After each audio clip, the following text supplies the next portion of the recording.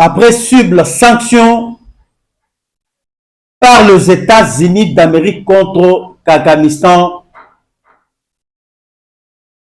M. Paul Kagame vient de convoquer une réunion à l'urgence au Rwanda. Bande Kobalandi, que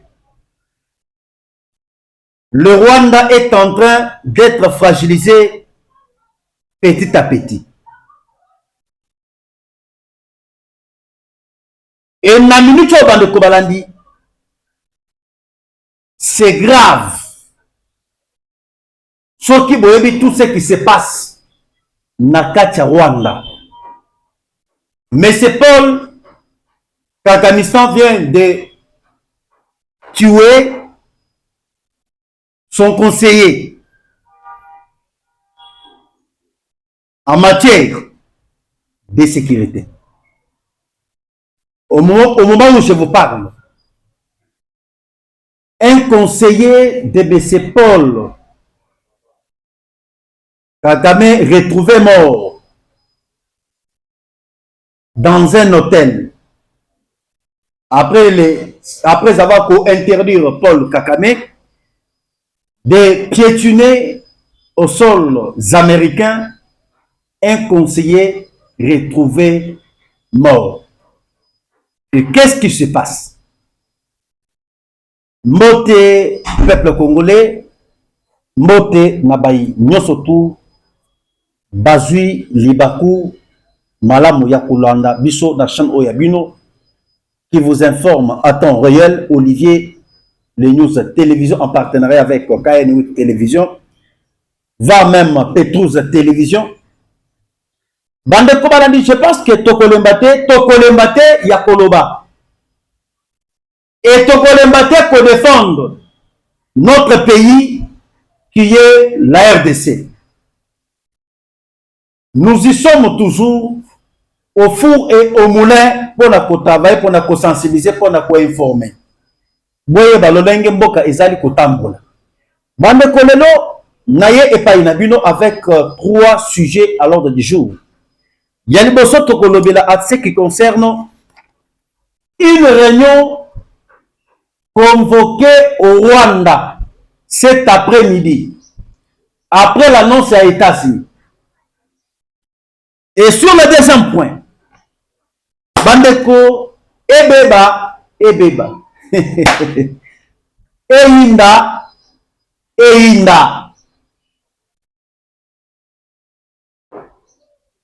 Plusieurs généraux congolais. Déjà, Nakacha Turquie. Nakacha Turquie, ba généraux oyo, ba kei kosala nini. Oyo yabiso. Toko expliquer bino. Et pour terminer, Bandeko, toko mekepe ko solo la mouke, to revenir na bino mouke à ce qui concerne marche oyo ezalaki organisé Nakacha États-Unis et pas ya Rwandais. On a kosenga départ, il y a président Félix Tshisekedi à la tête de la RDC. C'est à ce qui concerne une main noire cachée derrière cette marche. Alors, je vous invite une fois de plus, mesdames et messieurs, beaucoup à partager notre émission, beaucoup à s'abonner massivement à la chaîne Oyo Nadmino qui vous informe à temps réel.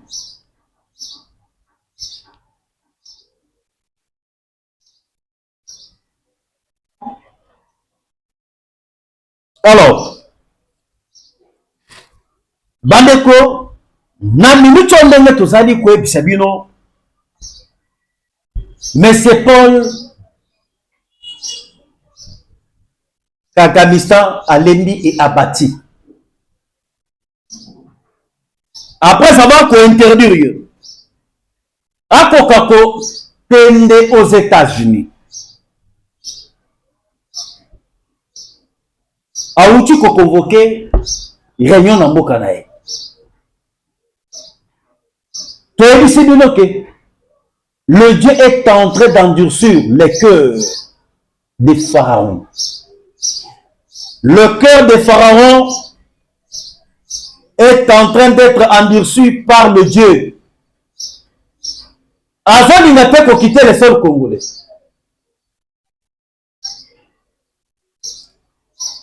Avant qu'il y ait la réunion, Nakacha Rwanda, Boyoka Bandeko.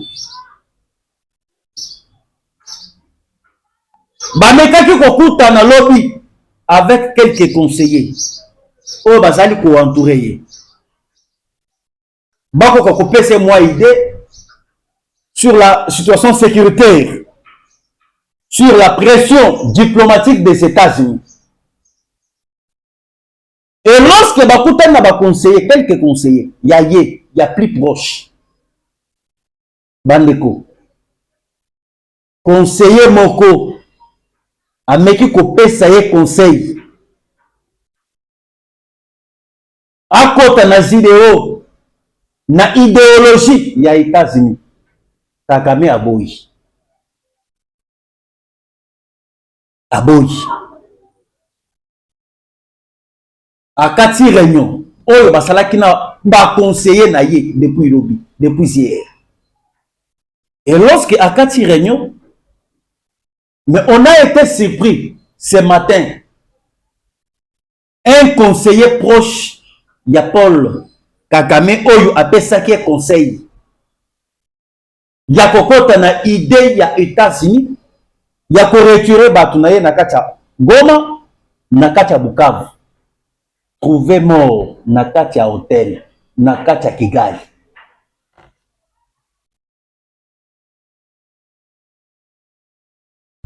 Et actuellement, au moment où je vous parle,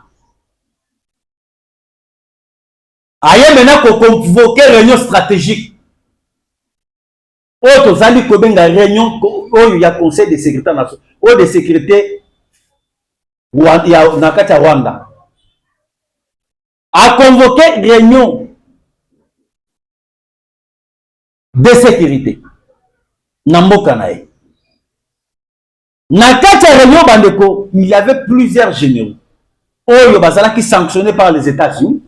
Oyo bazali ba enfant chéri ya Paul Kagame se retrouva qui nakata réunion. Et basali réunion avec seul objectif de continuer avec la guerre. Rwanda azali ko s'entêter, Kakanistan azali ko s'entêter, alakisi ke azali ko demeurer na logique ya ko continuer avec la guerre. Yango boyoki bandeko bakotisaki baminduki ebele na ville ya Goma. Minduki wana eutaki wapi? Minduki eutaki na kati ya Rwanda et traversé clandestinement na frontière na biso avec la ville de Goma, avec le Rwanda. On a lancé ba offensive na ba parti mususu o tozali kobenga ba Uvira, ba Lubero na Walikale. Pour na M. Paul Kagame ya lobi il faut akufa. Akotika Congo te. Alobi que na Congo il y a du miel. Alobi lelo il est protégé na kacha pouvoir naye, c'est parce qu'il est avec les Congo. Sauf qu'il est le Goma ikei Bukavu ikei à cause non considéré. Bandeko. Lorsque on vous disait que Congo est qui déjà passoire oyo ya Kagame azali kokota ninga lingi. To bandaki kokosa binote. Et le lot est là ici déjà noir sur blanc. Kabila azalaki au service du Rwanda. Avant de biso continuer na ba information oyo biso tozali na yango bandiko. Nazali koyebisa bino que Congo ezalaki déjà balkanisé. Et M. Kabila atikaki mutambo et pas Fachi. Ndenge azalaki mupaya akokaki jamais ko balkaniser Congo parce que elingaki simbate. Mais quoi faire? Natika mutambo ekoya na mwana mboka, un Congolais de tata et de maman. Bandeko, nazolinga na dévaler eloko moko. Boyebi que Goma, Bukavu, ezalaki déjà annexé na kati ya Rwanda. Goma et Bukavu ezalaki déjà annexé na kati ya Rwanda. Omoni mukolo tosala ba jeune moko basala ba marche na ville na ambassade ya Kenya.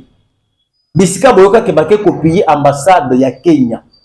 Bakendaki ko découvrir un document. Na document wana na cartographie ya RDC. Bazo ko lakisa cartographie ya RDC na cartographie ya Rwanda. Batali na cartographie ya Rwanda, Goma, Bukavu ezali déjà na kati ya Rwanda. Le Congo était déjà balkanisé sous le régime de Kabila. C'est Fachi qui est venu sauver la balkanisation. Ezalaki mutambo.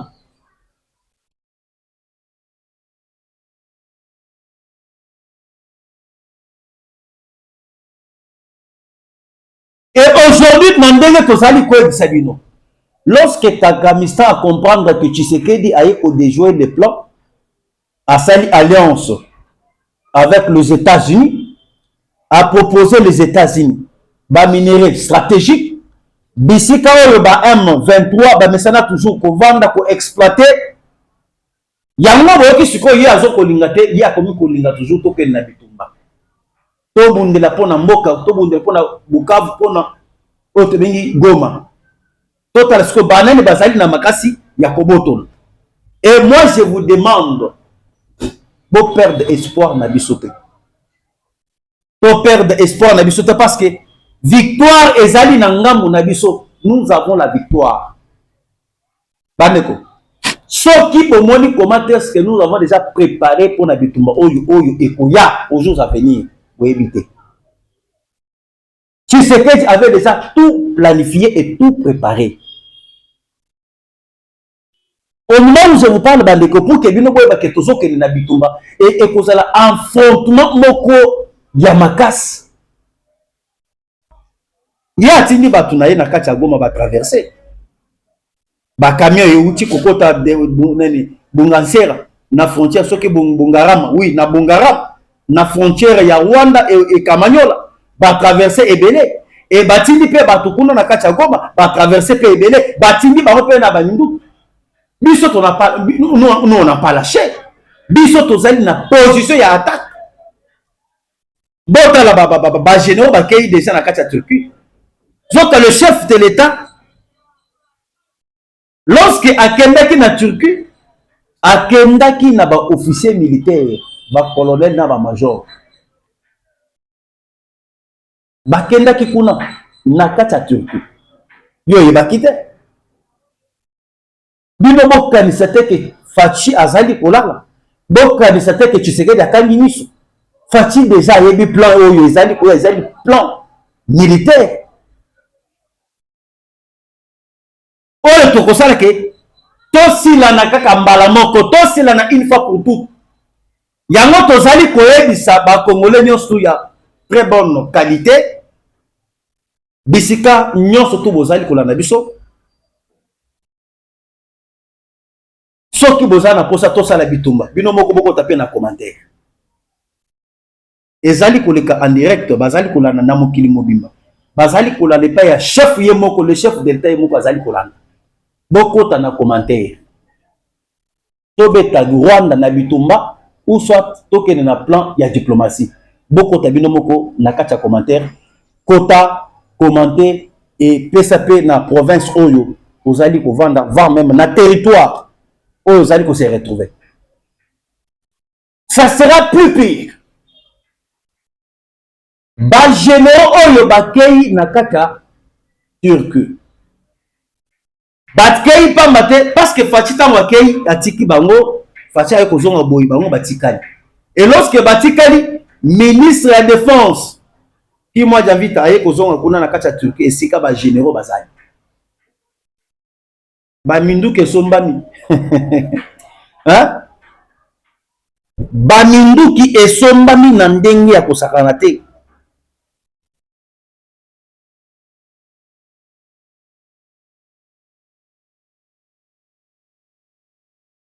Minduki esombami na kati ya Turquie. Et ba généraux oyo na ba colonel oyo bino bozali komona. Bango bakei kuna pona ko étudier. Minduki oyo tosombi. Na minduki oyo euti na kati ya États-Unis. Pona ko appliquer sur le terrain.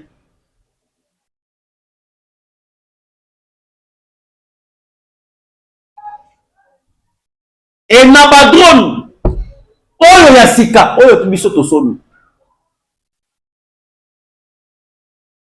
Bakobeta matour oyo. Je vous dis sans pitié, sans excuse.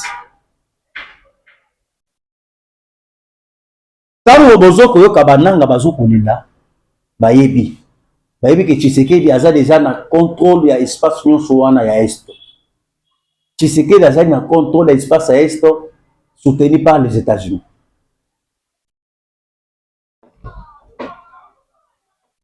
Esengeli Fachi azala. Fachi azala toujours président dans ce pays. Bandeko. Le nom Rwanda comme ko utiliser ba Rwanda oyo bazali ko vendre na kati ya États-Unis. Basa la manche aux États-Unis d'Amérique. Pour le kosenga départ, il y a président Félix Tshisekedi na pouvoir. Imaginez-vous. Kakame a commis na suka. Na minute ndenge tozali ko yebisa bino. Kakame a commis na suka parce qu'à moins déjà que na minute on va lancer des attaques. Et attaques qu'on la sans pitié, sans recul. Maintenant quoi faire? Akai ko utiliser ba Rwandais oyo bazali ko vendre na kati ya États-Unis. Et bon ka marche tina ya marche oyo bango basalaki na kati ya États-Unis. Et na ko yebisa bino réponse oyo ya président oyo ya pasteur spirituel ya Donald Trump ndenga yebisi bango ndenge a recadrer bango.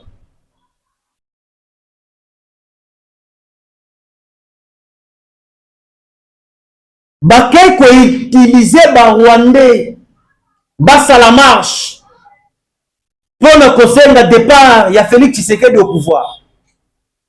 Pour na bango basali marche aux États-Unis pour na ko accuser Tshisekedi. Non, Tshisekedi azali ko boma biso. Tshisekedi, il faut quitter le pouvoir. Mais lorsque Fachi a quitter le pouvoir, cela veut dire bazali na mutu bango, bazali ko préparer comme un Rwandais. Oya kolinga kokota na ba mafia na bango. Ngai nalobaka toujours que tant que Kagame est au pouvoir, na kati ya Rwanda, Félix Tshisekedi a kolongwa pe na pouvoir te.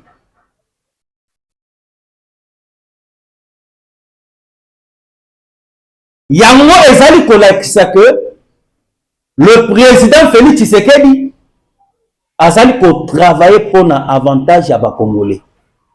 Yango ezali kolakisa que le président de la République azali ko travailler pour na RDC. Comment ça fait-il Félix Tshisekedi azali au pouvoir? Ba Rwanda bazali ko sala marche, basenga départ ya Fachi na pouvoir na lolenge nini? Un autre peuple peut marcher pour demander le départ d'un président de notre pays. Allez-y comprendre. Pour comprendre.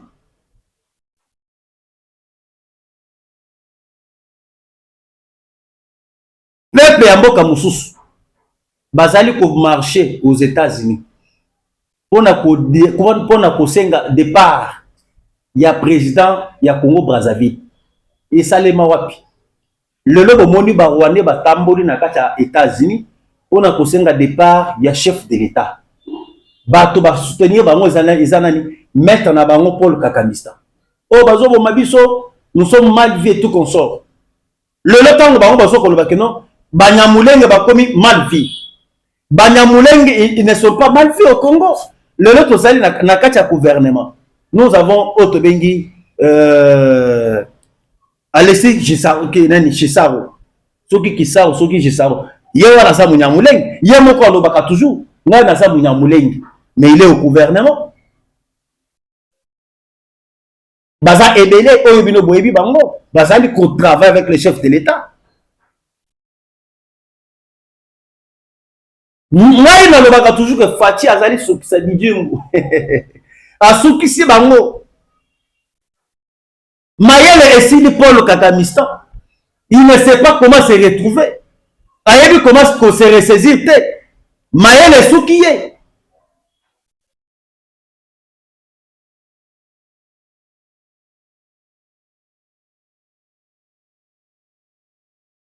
Et lorsque basali ba marche, ya bango na kati ya États-Unis pona kosenga départ ya Fati. Muntu aliboso oyo aye kozwa parole. Ya ko recadrer bango ezali mais c'est pasteur Travis Johnson. Qui est Travis Johnson? Travis Johnson, c'est un pasteur spirituel, il y a Donald Trump. Oyo ayaki awa dernièrement kokota na Fati. Ba oyo basalaki prière na kati ya cité ya Union africaine. Na cité de Ouya, oui, je m'excuse. Na cité de Ouya. Bande koboyo. À cause de la manifestation ya Rwandais. Alobi. Ces manifestations étaient dirigées contre le Congo et contre les États-Unis d'Amérique. Nombreux sont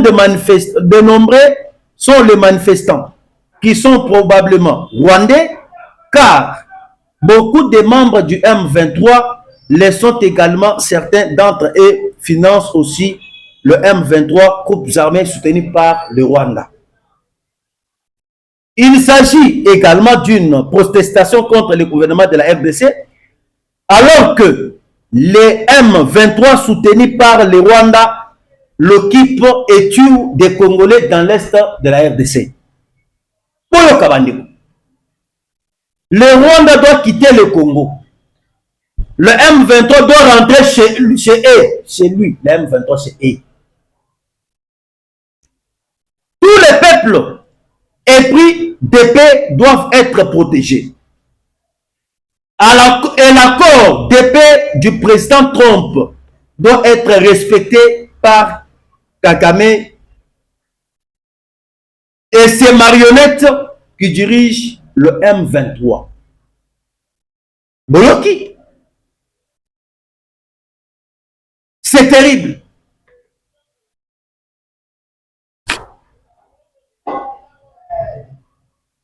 C'est terrible. Selon le pasteur Travis Johnson, le chef spirituel, il y a Donald Trump. Alobi, Batu Basali ba marche. Plupart, Basali ba M23. Basali ba M23. Et lorsque Bango Basali pour ça la marche, et marche wana ba bate que bazo pour ça la marche wana contre les États-Unis, contre la RDC. Aebisi Bango. Jamais le Congo n'a jamais entré au Rwanda, tuer le peuple rwandais. Jamais ba Congolais batikala kokota na kati ya Rwanda. Koboma ba Rwandais, c'est plutôt bango ba Rwandais bango ne basali kokota na kati ya Congo pona ko massacrer ba Congolais.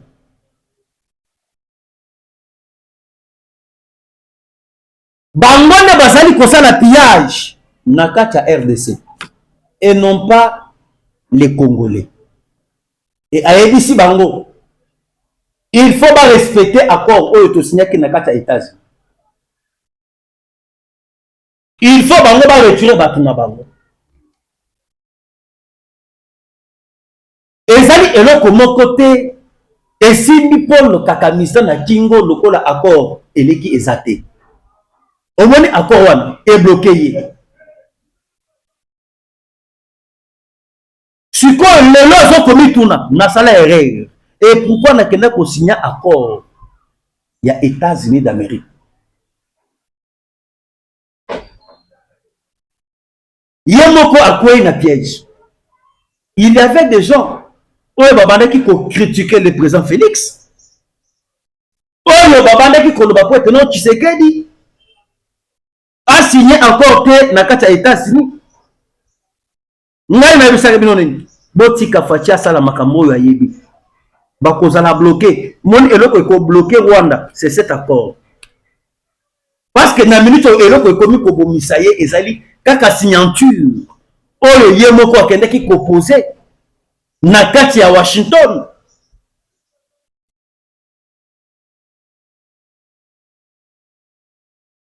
Tala sko lelo ndenga komi. Akomi papa biyenga yenga. Il ne sait pas par où commencer.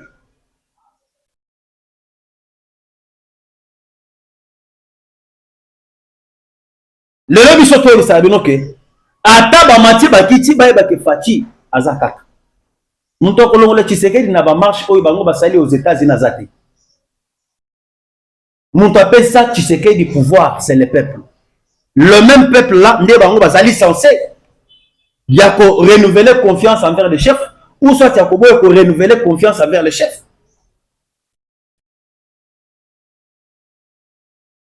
Bake ko instrumentaliser bato ebele. Bato ya union sacrée. Ebele bakwei. Ebele bayebaki te. Ebele je vous dis majorité ya union sacrée bakwei na minute oyo. Na ba mususu bakotaki na likopa ya Katanga. Je vous dis bazali kotinda ba généraux awa bazali koya en gros en détail ba prêtre ebele oyo batamaki na likopa ya déstabilisation ya Grand Katanga. Ngai na yebisaka bino ke on doit soutenir le chef de l'État. On doit soutenir le président Félix Antoine Tshisekedi Tshilombo.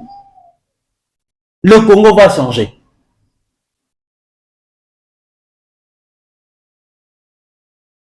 Boyo Kabati Lukwebo Yemoko alobaki dernièrement que il faut changer de personne que plutôt la constitution de la RDC.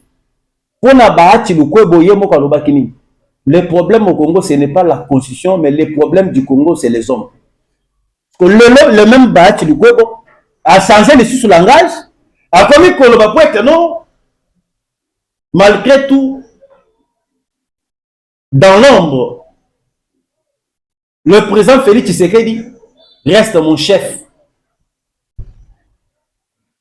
Fachi a cédé na ba discours, il y a ba politiciens.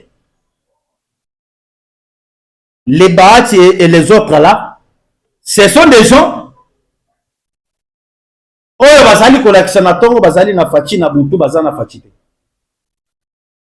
Et biso toyebisi bino bandeko batu ebele bakomi au se déchaîner. Boyebi ke ancien ministre, ancien premier ministre Ilunga Ilunkamba vient de faire une déclaration. Ilunga Ilunkamba boyebaki abadaki ko bloquer le chef de l'État. A démissionné à l'ongwe na bato a perdre avec s'adhérer à l'union sacrée.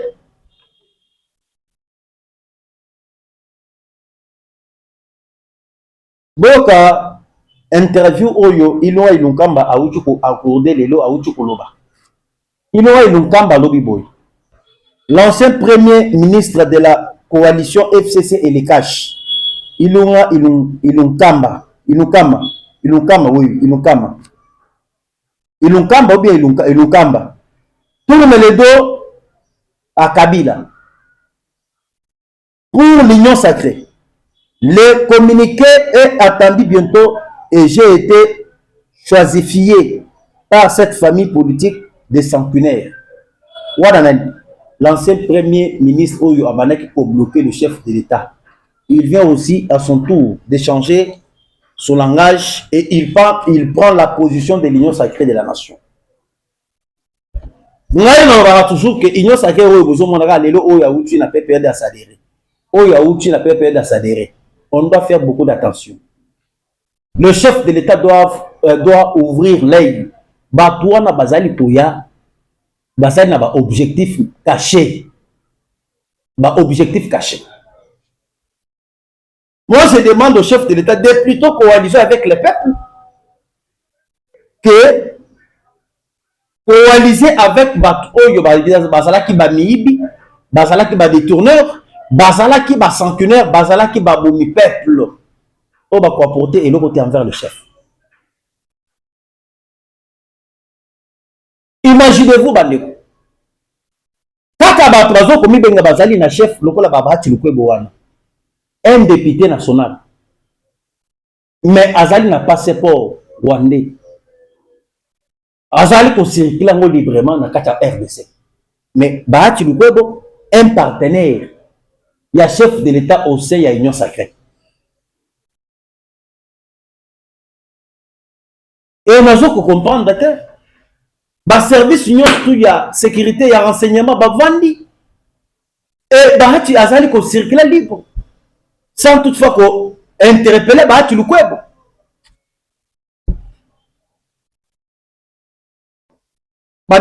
Que député wana ko dévaler makam. Député wana alobi que biso tozana problème te. Biso bazali kotinda biso na ba liste. Bazali kotinda biso na ba liste. Liste ezali kouta na kati ya Kenya. Liste ezali kouta na kati ya Rwanda. Liste ezali kouta na kati ya Uganda. Et avant les élections et ça les na Congo, chaque 5 ans 3 pays etindaka ba kombo ya batu na bango baya ko assister na élection. Le Rwanda, l'Uganda et le Kenya.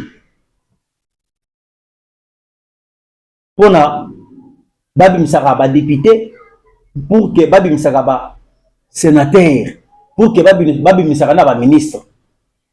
Yango batu niye. Mais ndenge nini bo se retrouver beaucoup ba député. Alors nous avons des partis politiques. Plus de 350 partis politiques. Oyo biso tozali kobata masima na bango. Oyo bango bazali kosala ke biso tozala parmi ba élite, parmi ba députés, parmi ba sénateurs. Plus de 300 partis politiques. Et akei ko citer na kombo ya chef na bango numéro 1. Oyo azali kotala 350 partis politiques oyo ezali na kati ya RDC. Et parmi les 350 partis politiques, alobi mosusu ezali na kati ya union sacrée, mosusu ezali na opposition. Yango na yebisaki bino ke nyonso oyo basalaki pour que ba bloquer le président Félix. Et mission na bango esimbité. Et bazali totalement déstabilisé. Leur plan, il y a Kokose Tshisekedi va bloquer Tshisekedi dans l'union sacrée, ba action et salemate, misale salamate, peuple aïe na Tshisekedi, l'union soana ekoi na mai. Fachi azali mobali, Tshisekedi azali mobali.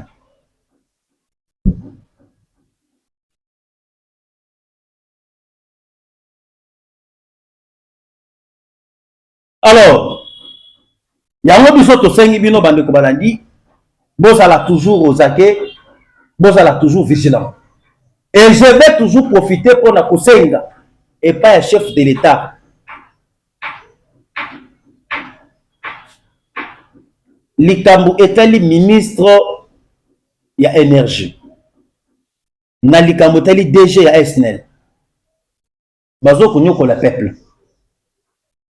Molili ekomi na Kinshasa partout. Molili ezali trop. Peuple bazo kosenga Fachi talela bango likambo oyo ya courant. Le DG de la SNEL, c'est un incompétent. Et Sengeli a dégagé. Va remplacer na bato oyo bazali performant. il y a qu'à servir le peuple. Depuis que le DG actuel de la SNL est venu, le long courant est commis passe.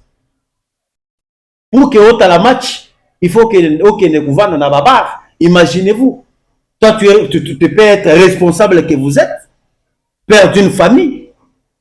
Au lieu de match nanda kunayo na bana, mais ozo kende kulanda match libanda na babar. Et ce n'est pas tout le monde bazali habitué à gouverne na babar.